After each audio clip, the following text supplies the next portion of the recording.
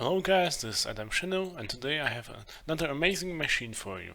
This behind me is a base designed for a very popular game mode in Minecraft called Factions. This one is, unlike most bases that have been designed for factions, completely unraidable. That means it's undestructible in that game mode. Because there you have zones where people cannot mine blocks, or people that are not in your group or faction, they cannot mine blocks. Therefore, you need to build bases that are invincible or very hard to destroy using TNT or missiles or other cannons, or even creeper eggs are generally available on these servers for destroying bases, and this one is even resistant to those. The way I did it is by covering it by solid blocks from the outside. I use obsidian because obsidian generally on these servers is destructible by TNT, but not destructible by creepers. Therefore, if you would somehow manage to glitch a creeper into the wall, you would not destroy it. The next important thing is that you cannot teleport into this base, at least not with most of the plugins that I have encountered, because there are no places where you can only get into this part here, in this pond, or however you want to call this, where you would normally move around as a player. It has to be full of water, sadly, but with Death Side 3 it's not a big issue. And I also used everywhere double walls, so you can not somehow Enderpearl through. You can see everywhere here are 2 layers of solid blocks, or not solid blocks, but full blocks. And to avoid this being distracted by TNT cannons or even special hybrid cannons, which are TNT cannons that will fire a TNT and then they will fire a block of sand on top of it, or they will first pile up sand next to a base. The biggest issue for that is to make your roof hard to destroy. For that I used these cobble walls on the roof. Those prevent block of sand or gravel or other gravity blocks, when they fall on top, to turn into a solid block and therefore let the TNT do damage. To prevent such weapons to work through the walls and the bottom of this machine, it's very easy. You just destroy the blocks underneath it, including the bedrock, so you cannot just make a pile of sand next to your base and therefore destroy it. I'll show you that I'm not just making this up, this actually works. Let's use some sort of block, TNT and a gravity block, sand and flint and steel. Here I use barrier blocks just to demonstrate, because this is just a vertical cut through a base. You would need a few control elements at the ends of this. Because this is just a one wide tileable double speed storage, which also stores the items into shulker boxes.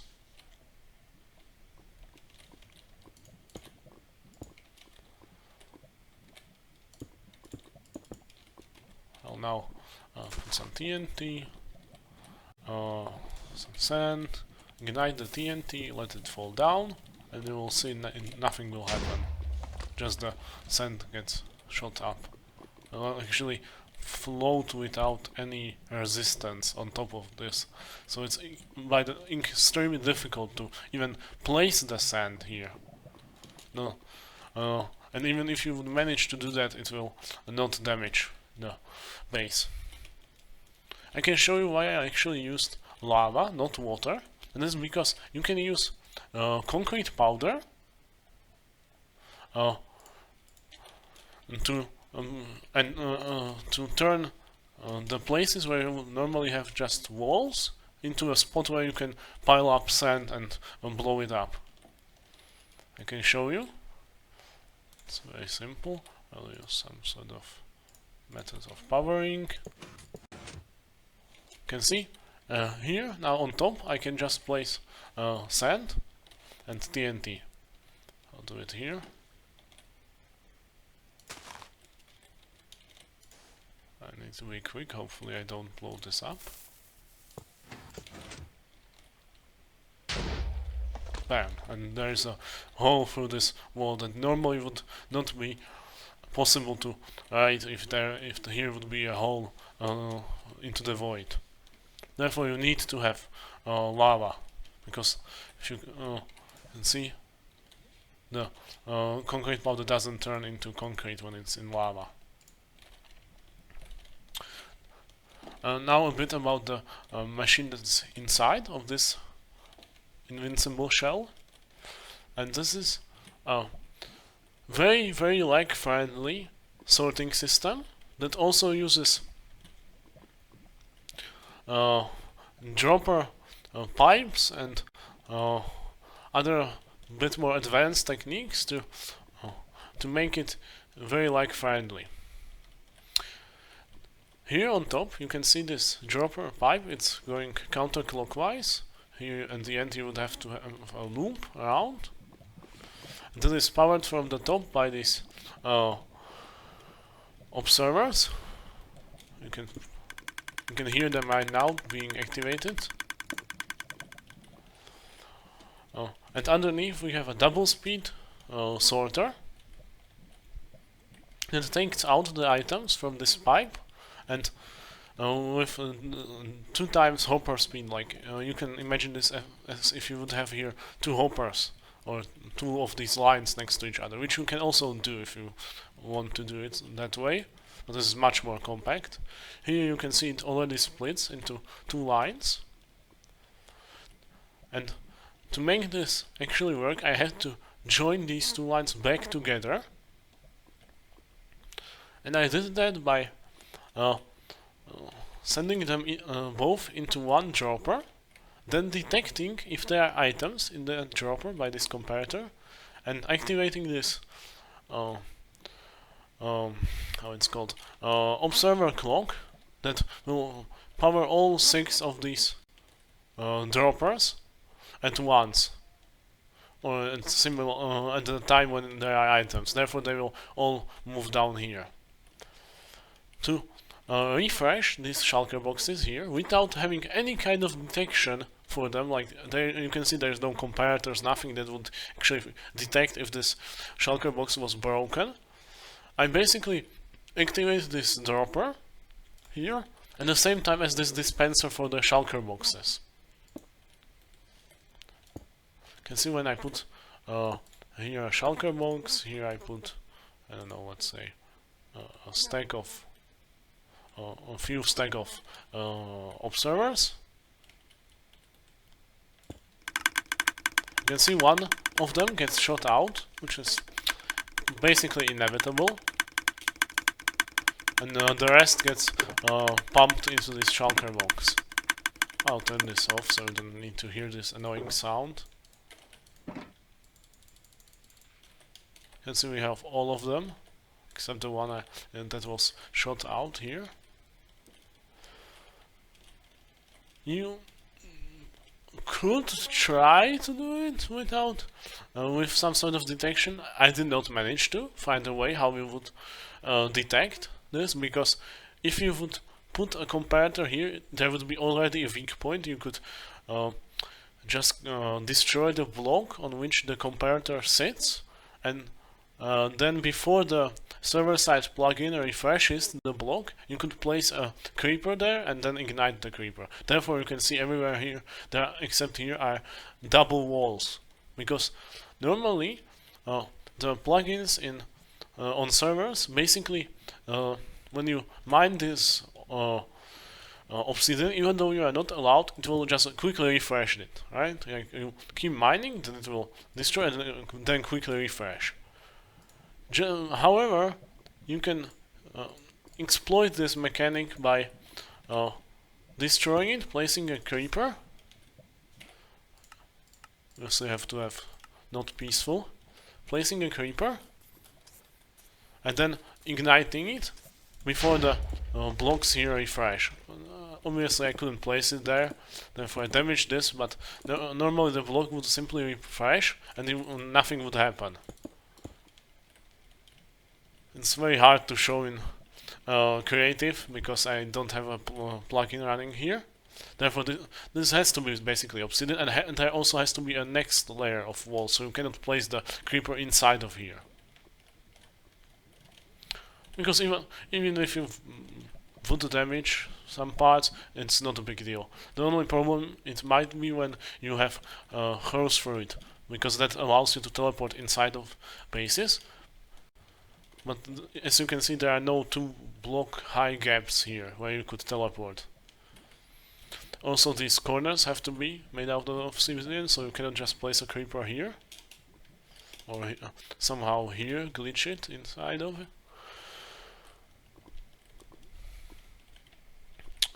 I will now show you how to build this machine.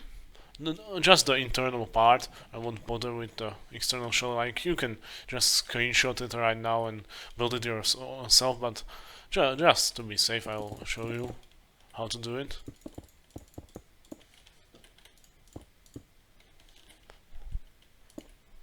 It's just the standard procedure you do for building sorters.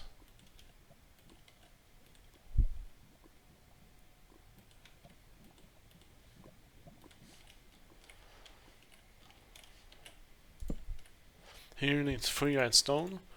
In case you don't know, this is used so the machines can't overflow. You could get away with just, for example, placing one comparator here instead of this redstone, placing a block there.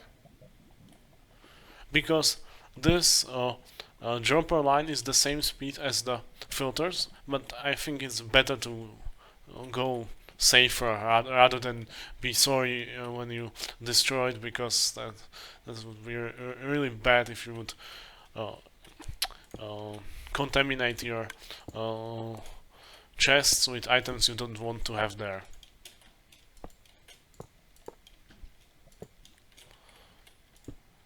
Here we just have this pipe. See, when we put the observers like this, the dropper will get activated. You actually need to put the observer here. You cannot just place it.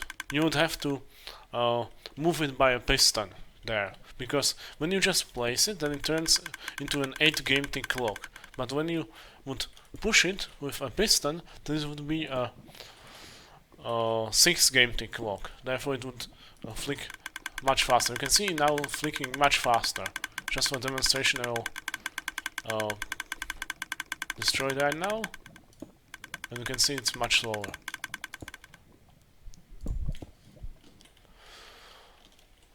Now we have these 2 pipes split. We go like this. I'm using everywhere droppers instead of hoppers to reduce lag as much as possible. We have the dropper joints together. Now we have the 6 droppers like this. This one is horizontally.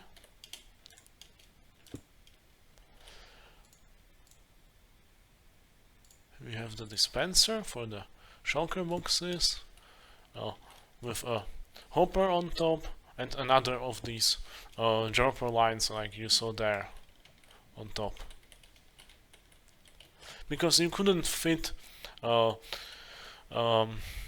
rails into here, because you would have to place some sort of block above them and still have them powered, but that would either stop this elevator here or this line of droppers, which either one is bad.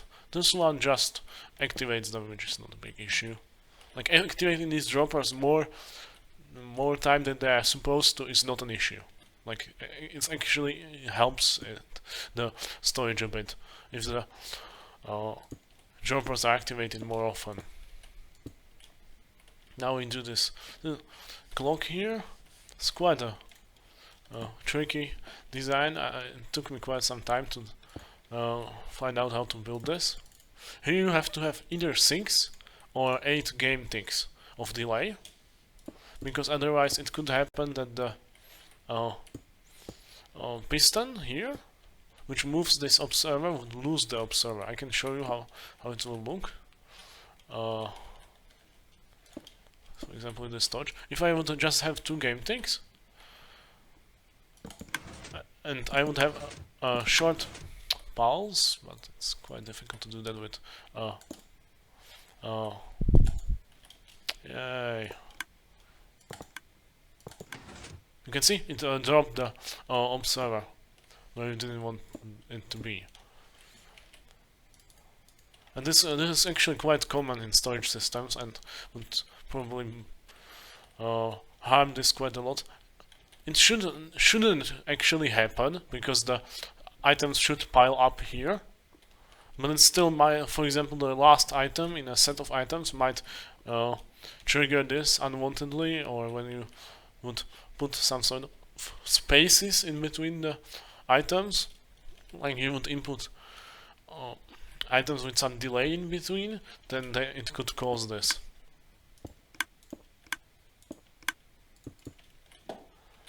Now we put here some droppers.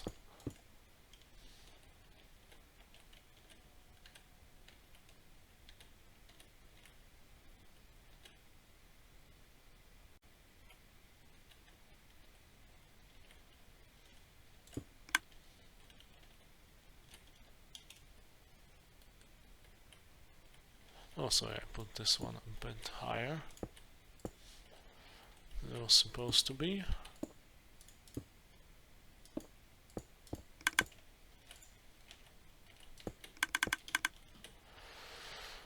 Now this is it. You can obviously do this a bit differently, because you can make this more compact than the sorter above, so you have some options here.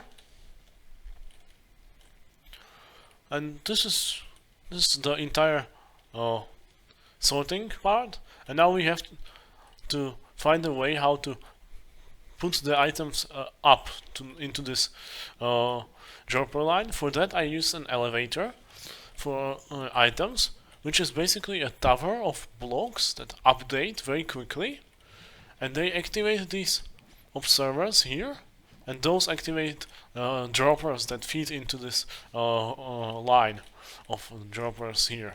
I'll show you how to build that. So we want to have the dropper like this.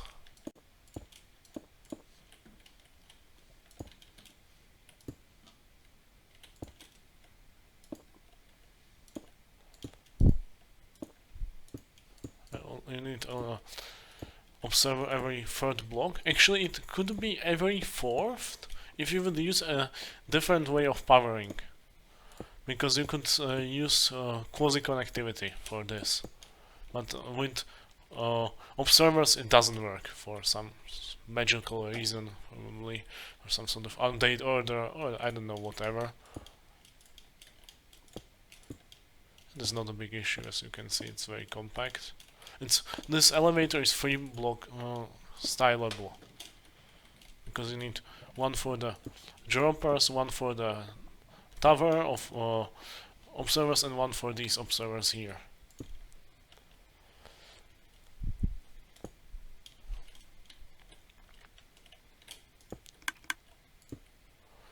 You can actually make this out of droppers. You don't need to use the iron trapdoors I used there.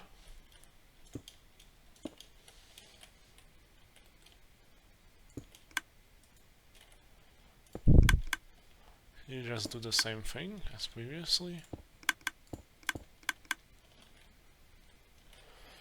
I I just generally use iron trapdoors just to demonstrate that there can be also something else. And this is it. When you come inside of this machine, I just use barrier blocks to make it look fancier. Here you use item frames, or you could also use sides, but item frames are better because they don't block the water. And here you can have like whatever blocks you want to have here above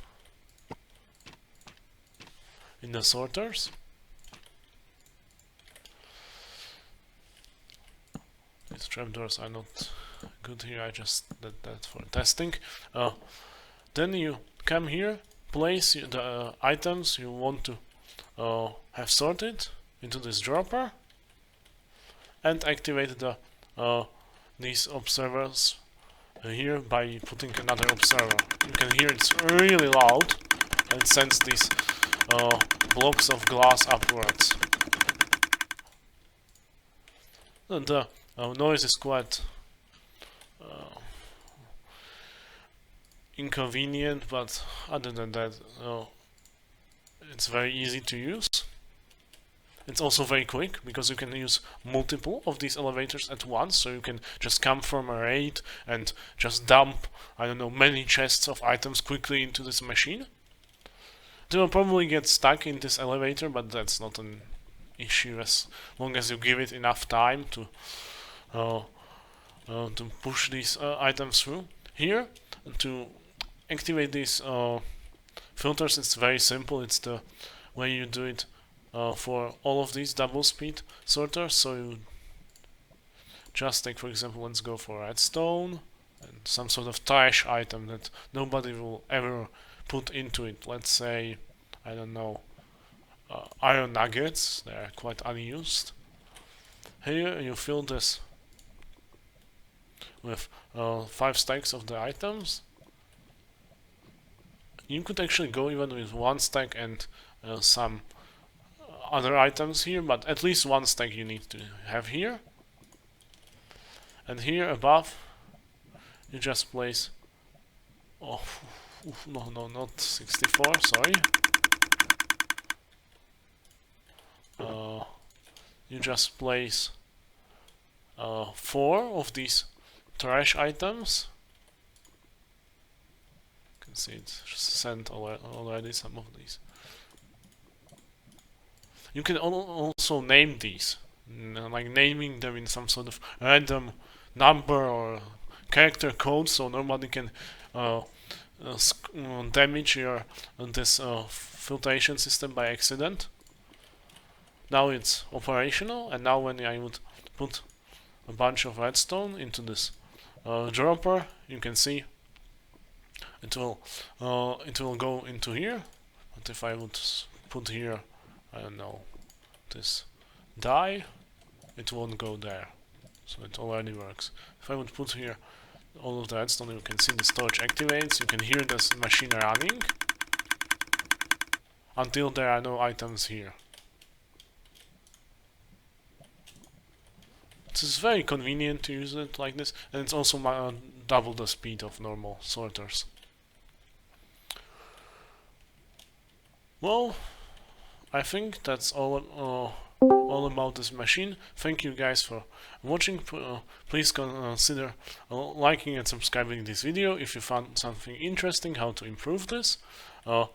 Please write me down in the comments below. Bye!